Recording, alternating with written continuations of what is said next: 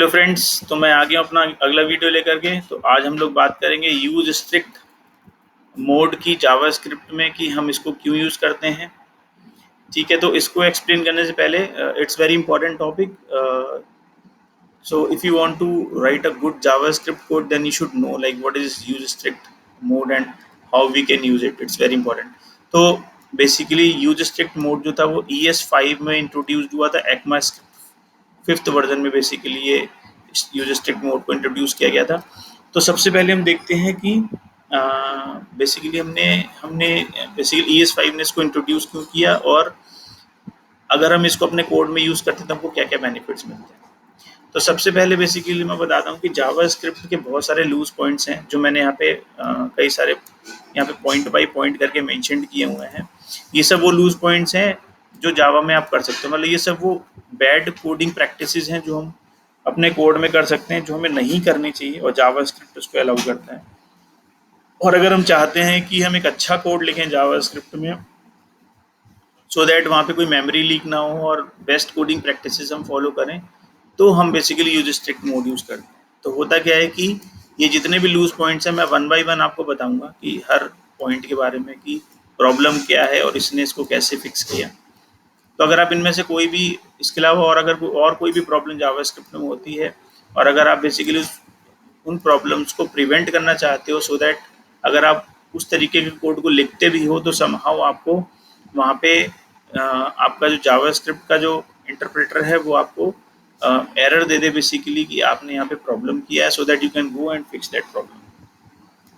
ठीक है, तो सबसे पहला पॉइंट है बेसिकली जो हम डिस्कस करते हैं, सुपर ग्लोबल वेरिएबल्स। तो जैसे फ्रेंड्स आप लोगों को याद होगा कि जैसे मैंने एक वीडियो लिया था वेयर के ऊपर कि वेयर कीवर्ड क्या होता है।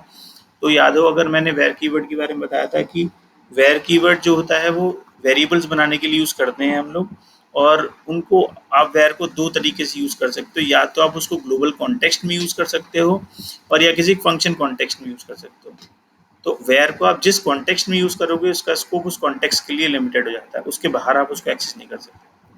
बट जो सुपर ग्लोबल वेरिएबल्स होते हैं वो आप विदाउट वेयर डिक्लेयर करते हो। जैसे अगर मैं जावास्क्रिप्ट में ऐसा करना चाहता हूँ तो मैं कर सकता हूँ, क्योंकि जावास्क्रिप्ट बहुत ही डायनामिक लैंग्वेज है। जावास्क्रिप्ट आपको ऐसा करने से प्रिवेंट नहीं करता, आप उसको कर सकते हो, है ना। बट इसमें प्रॉब्लम क्या होगा, अगर आप इस तरीके से किसी वेरिएबल को बनाओगे तो ये बेसिकली अभी ग्लोबली जो है रजिस्टर हो जाएगा, मतलब ये विंडो का पार्ट बन जाएगा। इसका मतलब अब ये वेरिएबल जो होगा आपकी एप्लीकेशन में तब तक रहेगा जब तक आपकी एप्लीकेशन बंद नहीं होती, है ना। अब नाउ यू कैन एज्यूम कि अगर आपने बहुत सारे वेरिएबल्स इस तरीके से इस वे ऑफ प्रोग्रामिंग से बनाए हुए हैं, तो इतने सारे वेरिएबल जो होंगे वो आपके मेमोरी में उतना स्पेस ऑक्यूपाई करके रखेंगे और मेमोरी लीक्स जो वो बढ़ाएंगे कोड में, विच इज़ वेरी बैड, है ना। तो एक बैड कोडिंग प्रैक्टिस है इस तरीके के वेरिएबल्स को बनाना। ठीक है, अब बातें आती है कि अगर इस तरीके की गलतियां हम लोग कोड में करते हैं तो उसको हम कैसे प्रिवेंट कर सकते हैं। कि अगर हम इस तरह की गलतियां करें भी तो समहाउ जावास्क्रिप्ट जो हमें कंपाइलेशन एरर दे दे कि भाई यहाँ पे प्रॉब्लम है और गो एंड फिक्स इट, है ना। तो वो काम करने के लिए हम basically use strict mode use करते हैं। ठीक है, तो पहले देखते हैं क्या वाकई हम इस तरीके से चीज़ों को बना सकते हैं। तो हम क्या करते हैं, कोड भी चलते हैं। यहाँ पे मैंने क्या करा है, स्क्रिप्ट टैग यूज किया, टैग यूज किया मैंने a = 10 एंड देन आई से कंसोल डॉट लॉग a। ठीक है, अब अगर मैं यहाँ पे इस कोड को देख लेते हैं, बेसिकली कहाँ पे है ये वाली फाइल, सी टेस्ट के अंदर है। तो सी टेस्ट के अंदर ये फाइल है, तो खोल लेते हैं। ठीक है फ्रेंड्स, और इसके कंसोल पे जाते हैं, इंस्पेक्ट करते हैं, डेव टूल खोलते हैं और कंसोल पे जाते हैं। यहाँ पे देखो 10 प्रिंट हो रहा है ना। क्यों? क्योंकि हमने इस तरीके से, अब देखो आप ये देख सकते हो कि 10 प्रिंट हुआ, मतलब जावास्क्रिप्ट ने आपको उस तरीके से वेरिएबल्स को बनाना अलाउ किया। बट ये बैड कोडिंग,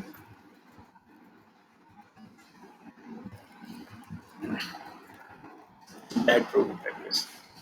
ठीक है, तो अगर हमें इन चीज़ों को अवॉइड करना है तो हम बेसिकली यूज़ करते हैं यूज स्ट्रिक्ट मोड।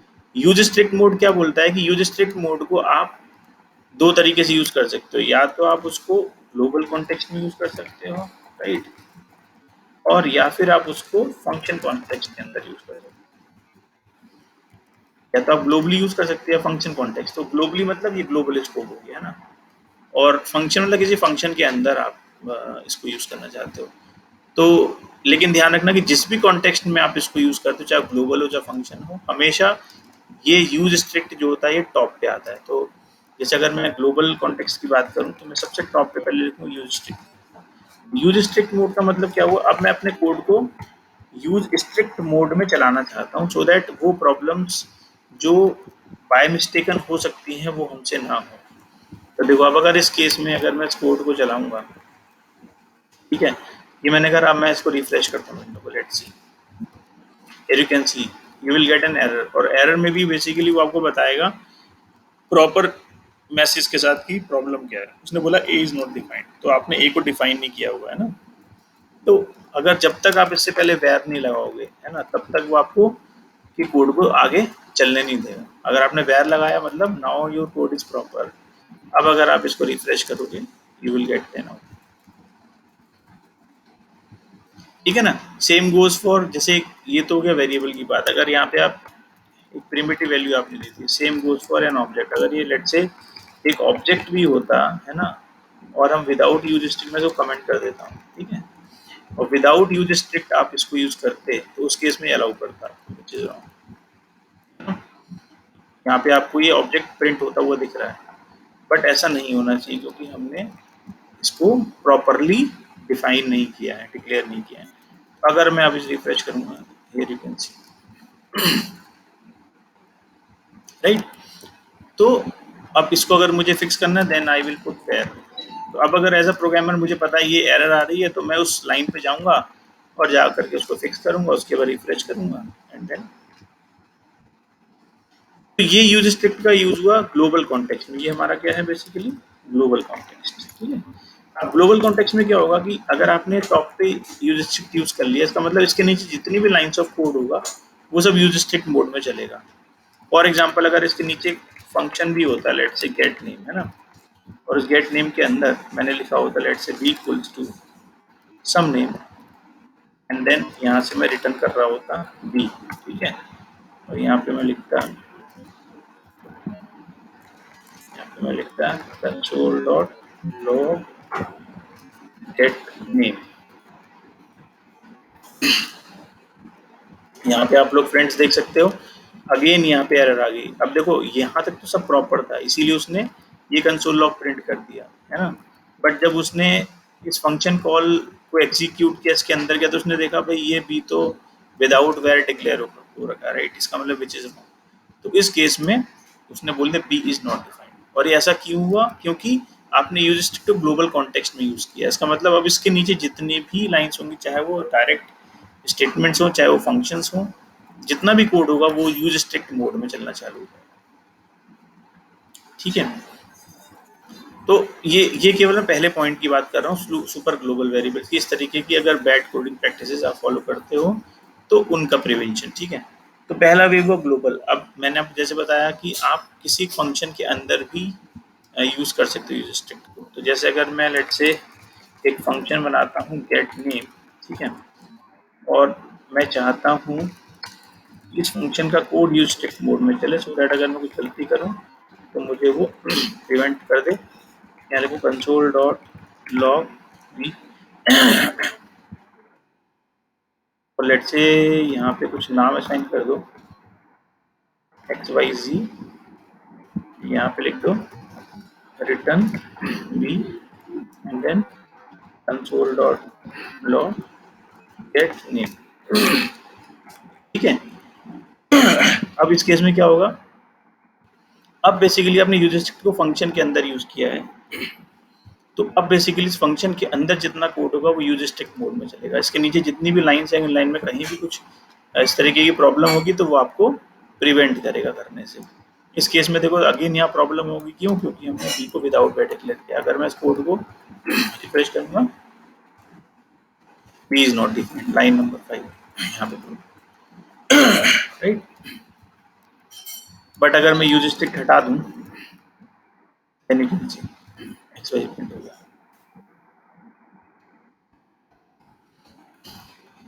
ठीक है फ्रेंड्स। अब इसका मतलब क्या हुआ कि अगर आपने फंक्शन के अंदर इसको यूज किया है तो इसका इसको फंक्शन के अंदर होगा। अगर मैं फंक्शन के बाहर कुछ गलती करता हूँ, जैसे कि मैं यहाँ लिखता हूँ लेट्स से एक 10 कंसोल डॉट लॉग ए, ठीक है। अब अगर मैं इसको रिफ्रेश करूं तो देखो यहाँ पे इसने कोई प्रॉब्लम नहीं दिया। क्यों? क्योंकि अब बेसिकली यूज स्ट्रिक्ट का स्कोप केवल फंक्शन के अंदर था, इसके बाहर नहीं था। ये तो प्रॉपर प्रिंट हो गया, बट यहाँ पे आपने उसको आपने इसने आपको error they the please note. अगर आप इसको भी कवर करना चाहते हो तो आप ये कर सकते हो, टॉप पे डाल दो ग्लोबल कॉन्टेक्स्ट पे नोट राइट टू एग्जीक्यूट। अब बेसिकली इसी लाइन पे सेट किया। क्यों? क्योंकि आपने इसको प्रॉपरली डिफाइन नहीं किया। और अगर इस तरीके से आप कोड करते हो तो आपको इनफैक्ट इसकी भी जरूरत नहीं पड़ेगी। उस केस में ऑटोमेटिकली आपका कोड कवर हो जाएगा। इस केस में अगर आप उसको फिक्स करना है वेयर लगा दो तो ये प्रॉब्लम चली जाएगी, बट यहाँ पे फिर प्रॉब्लम आएगी, है ना। ये डीज नोटिफाइड हो गया यहाँ पे आपको, समझ गए। तो बेसिकली ये आपका क्या हो गया, ये आपका हो गया ग्लोबल कॉन्टेक्स्ट और ये आपका हो गया फंक्शन। बट फ्रेंड्स ये याद रखना कि ऑलवेज यूज स्ट्रिक्ट जो होगा वो कॉन्टेक्स्ट के टॉप पे आएगा। अगर आप उसको इन बिटवीन कहीं लगा दोगे तो ये काम नहीं करेगा। तो ये पहली बैड कोडिंग प्रैक्टिस थी, है ना, पहली बैड कोडिंग प्रैक्टिस थी। तो मैं यहाँ लिख देता हूँ बैड कोडिंग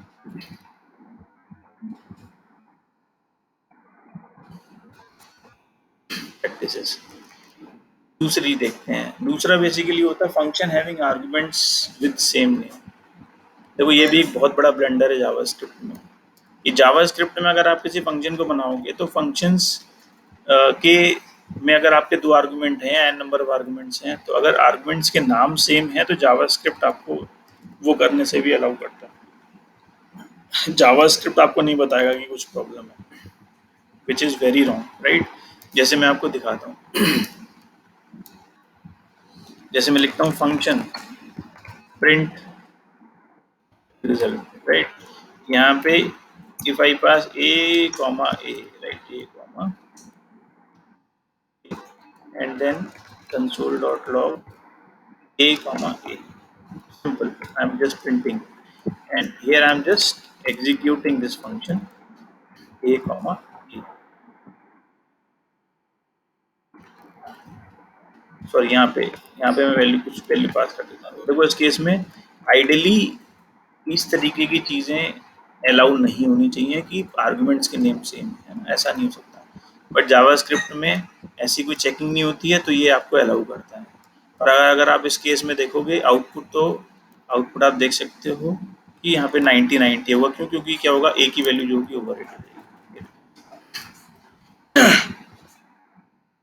आइडियली क्या हुआ, पहले इसने 10 असाइन किया, फिर 90 असाइन किया, मतलब ए की वैल्यू जो है वो 90 से ओवरराइट हो गई। उसके बाद वो 90 प्रिंट हो गया, but which is wrong, bad coding practice है। इस तरीके से हम कोड को करते हैं ना, बैड कोडिंग प्रैक्टिस में आएगा। अब इसको फिक्स करना हो तो कैसे करेंगे? सेम सेम सेम सोल्यूशन हम यूज करेंगे, यूज। अब अगर आप कोड को यूज स्ट्रिक्ट मोड में चलाते हो तो वो ये भी चेक करेगा कि अगर आपने किसी फंक्शन को बनाया, उस फंक्शन में आपने 2 या नंबर ऑफ आर्गुमेंट्स पास किए हैं, तो क्या उनके नाम तो सेम नहीं है, क्योंकि ये अपने आप में एक प्रॉब्लमेटिक इशू है, राइट, प्रॉब्लम है। तो अगर आप यहाँ पे देखें, और आपको सबसे अच्छी बात क्या है कि जो स्ट्रिक्ट मोड है वो आपको एरर मैसेज भी बहुत लॉजिकल देता है, so that you can easily identify की प्रॉब्लम है। तो यहाँ पे देखो आपको बता रहा है कि duplicate parameter name not allowed in this, और आपको ये भी बताएगा कि किस लाइन नंबर पर प्रॉब्लम है ना, ठीक है ना। तो बेसिकली सॉरी तो यहाँ पे बेसिकली क्या होगा, यहाँ पे अब इस तरीके की अगर आप बैड कोडिंग प्रैक्टिसेस करोगे तो आपको जो है यूज स्ट्रिक्ट मोड जो है आपको बता देगा कि आपके कोड में प्रॉब्लम है, please go and fix these problems. और अगर आप यूज स्ट्रिक्ट यूज नहीं करते हो then basically you will never get to know कि मेरे कोड में कुछ प्रॉब्लम भी था। और आपको अनएक्सपेक्टेड रिजल्ट मिलना चालू होगा, राइट। तो ये एक दूसरा मैंने एग्जांपल दिया कि यूज स्ट्रिक्ट मोड हम क्यों यूज करते हैं। Very simple friends. तीसरा देखते हैं। तीसरा है रिजर्व कीवर्ड्स। होता क्या है बेसिकली, जावास्क्रिप्ट जैसे मैंने बताया बहुत ही डायनामिक लैंग्वेज है। अगर जैसे आपको पता है कि जावास्क्रिप्ट में बहुत सारे रिजर्व कीवर्ड्स होते हैं। जैसे अगर मैं बोलूँ eval नाम का एक फंक्शन होता है जो किसी स्टेटमेंट को एग्जीक्यूट करने के लिए यूज करता है ना। हमारे पास लेट नाम का कीवर्ड होता है, मैं आपको आगे बताऊंगा अपनी अपकमिंग वीडियोज में कि लेट और कॉन्स्ट सब होते हैं। बट अभी के लिए आप ये सोचो बस कि लेट नाम का कीवर्ड होता है, eval नाम का कीवर्ड होता है ना। हमारे पास कॉन्स्ट नाम का कीवर्ड, ये सब कीवर्ड्स होते हैं। तो इन कीवर्ड्स की अपनी एक इंपॉर्टेंस होती है, एक बेसिकली एक इनका एक इंटेंशन होता है यूज करने का, हाँ। लेकिन अब होता क्या है कि जावास्क्रिप्ट में अगर आप इस तरीके से भी चीज़ों को लिखते हो वेयर, उसके बाद अगर आप कोई रिजर्व कीवर्ड यूज करके उसमें वैल्यू असाइन करते हो तो जावास्क्रिप्ट आपको ये भी अलाउ करता है, विच इज रॉन्ग। तो आप बेसिकली अगर किसी वेरिएबल को डिक्लेयर कर रहे हो तो एटलीस्ट वेरिएबल का नाम कोई रिजर्व कीवर्ड नहीं होना चाहिए, राइट। बट जावास्क्रिप्ट आपको ये भी अलाउ करता है, जैसे आप देख सकते हो। मैं अगर उसको चलाऊंगा तो देखो जावास्क्रिप्ट ने कोई एरर नहीं दी। अगर मैं यहाँ पे console.log की वैल करूँ, यहाँ पे 10 प्रिंट हो गया, विच इज रॉन्ग, क्योंकि eval basically pre defined function होता है ना।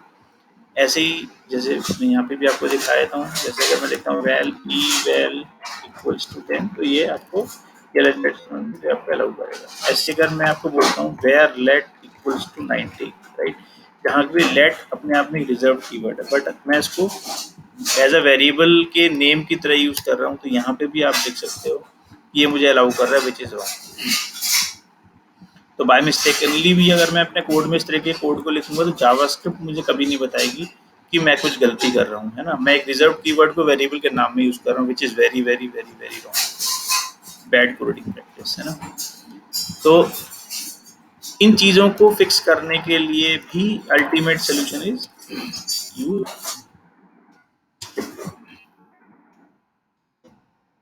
अब देखो आप चला के अगर मैं टॉप पे यूज स्टेट लिखता हूँ, अब अगर मैं eval को यूज करता हूँ जो कि एक प्री डिफाइंड कीवर्ड है, फ्रीक्वेंसी अनएक्सपेक्टेड eval और आर्ग्यूमेंट इन स्टेटमेंट, तो ये बोल रहा है आपको कि eval एक रिजर्व कीवर्ड है और आप उसको गलत तरीके से यूज कर रहे हो। तो same goes for late.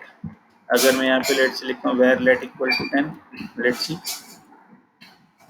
Frequency unexpected strict mode reserve keyword.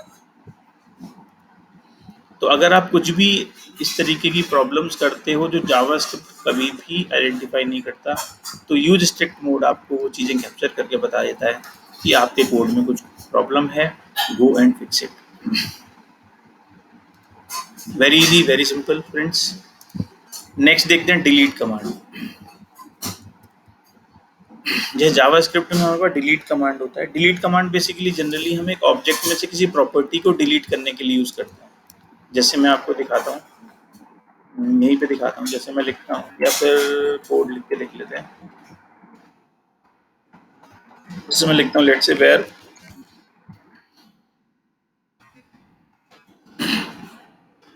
इसी and then say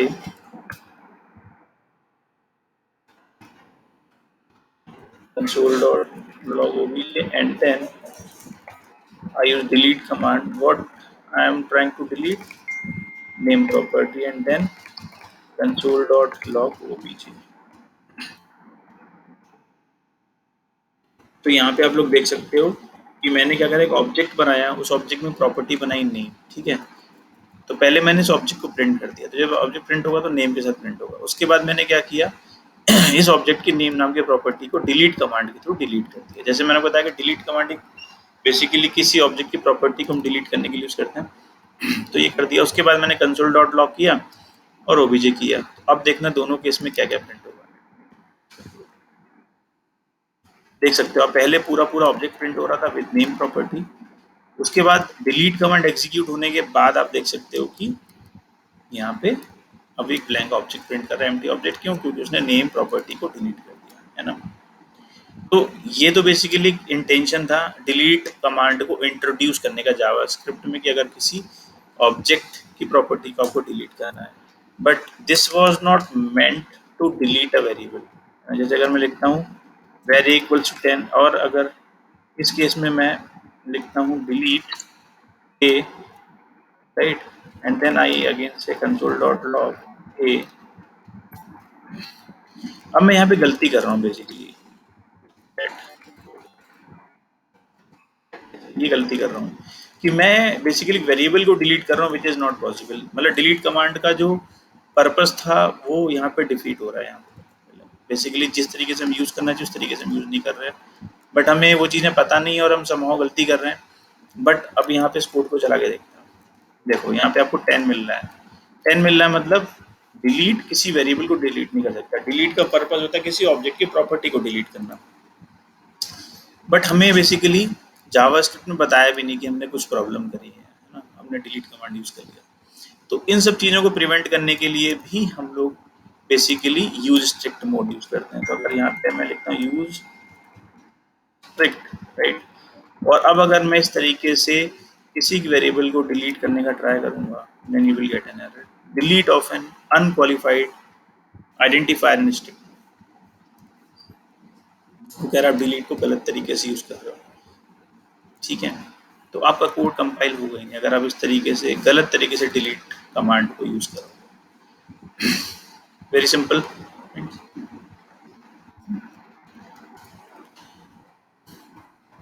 okay, next है object only having getter. Basically हम जावास्क्रिप्ट में ऑब्जेक्ट्स ऐसे भी बना सकते हैं जिनमें गेटर हो, सेटर हो, ऐसे भी बना सकते हैं जिनमें केवल गेटर्स हों, है ना। जैसे मैं आपको दिखाता हूँ, जैसे मैंने लिखा लेट से वेयर ओबीजे इक्वल्स टू, यहाँ पे मैंने गेट प्रॉपर्टी बनाई, लेट से गेट नेम, एंड यहाँ पे मैंने रिटर्न कर दिया लेट से एक्स वाई जी, ठीक है। तो मैंने लिखा console dot log OBJ dot name. मैंने क्या करा, सिंपल ऑब्जेक्ट बनाया, उसमें गेटर है नेम नाम का, ठीक है, और बेसिकली ये एक्स वाई जी रिटर्न कर रहा है। अब अगर मैं कंसोल लॉग करता हूँ, देखता हूँ, तो यहाँ पे आप देख सकते हैं एक्स वाई जी प्रिंट हो गया। क्यों? क्योंकि इस गेटर ने नेम पे रिटर्न किया। तो नेम रिटर्न किया, और नेम में हमने क्या रिटर्न किया, बेसिकली नेम नाम का गेटर है जो एक्स वाई जी रिटर्न कर रहा है, इसीलिए एक्स वाई जी प्रिंट हो गया। बट अभी के केस में आप देख सकते हो कि अगर मैं यहाँ पे obj डॉट नेम करूँ और यहाँ पे वैल्यू को सेट करने का ट्राई करूँ, तो मैं कर सकता हूँ। ये बेसिकली मैं क्या कर रहा हूँ, यहाँ पे मैं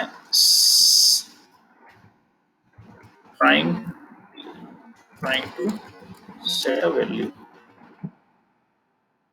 अब देखो यहाँ पे मैं क्या कर रहा हूँ, नेम में एक दूसरी वैल्यू असाइन करने का ट्राई कर रहा हूँ, है ना, विच इज रॉन्ग हियर, बिकॉज इस ओबीजे में सेटर तो है ही नहीं। अगर मैं गेटर, अगर मैंने एक ऑब्जेक्ट बनाया और उसमें मेरा इंटेंशन ये था कि मैं केवल रीड ओनली प्रॉपर्टीज बनाऊंगा सो दैट यूजर उनको रीड कर सकता है बट उनको राइट नहीं कर सकता। बट यहाँ पे आप देखो इस तरीके का अगर आप कोड लिखते हो तो यहाँ पे अगर आप किसी प्रॉपर्टी की वैल्यू को सेट भी करने का ट्राई करते हो तो आपको जावास्क्रिप्ट अलाउ कर रहा है ना।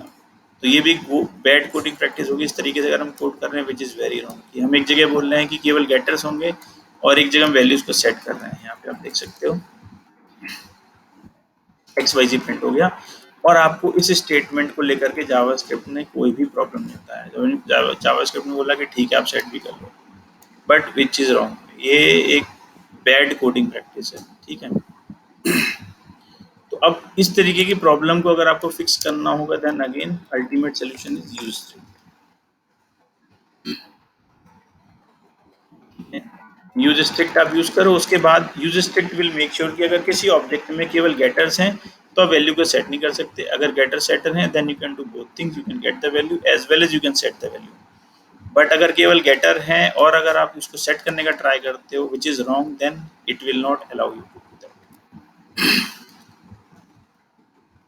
Here you can see X Y Z तो प्रिंट कर दिया, बट जैसे ही आपने वैल्यू को सेट करने का ट्राई किया ये बोलेगा can not set property name to object which has only getter, right.